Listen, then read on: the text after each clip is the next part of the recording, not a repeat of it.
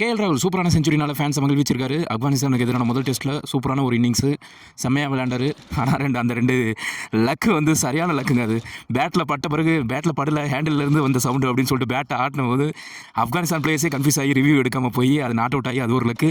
அடுத்து வந்து impact LBW inside எஜ்ஜின்னு நினச்சி அப்பீலே போகாமல் இருந்தாங்க ஆப்கான் பிளேயர்ஸு. அதில் ஒரு ரெண்டு கண்டத்தில் தப்பிச்சவர் அதை நல்லா யூஸ் பண்ணி ஒரு சூப்பரான இன்னிங்ஸ், கிளாஸான இன்னிங்ஸ் விளையாடி செஞ்சுரி போட்டிருக்காரு.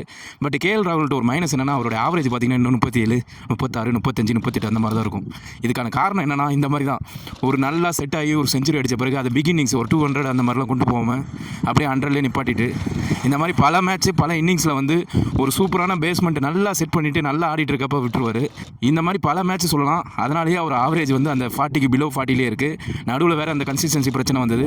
இப்போ ஓரளவு கன்சிஸ்டன்சி வந்த பிறகு அந்த பிகினிங்ஸ் ஆடுறதுல வந்து இன்னும் கூடுதல் கவனம் செலுத்தணும் ராகுல். பட் எனிவே சூப்பரான இன்னிங்ஸ்.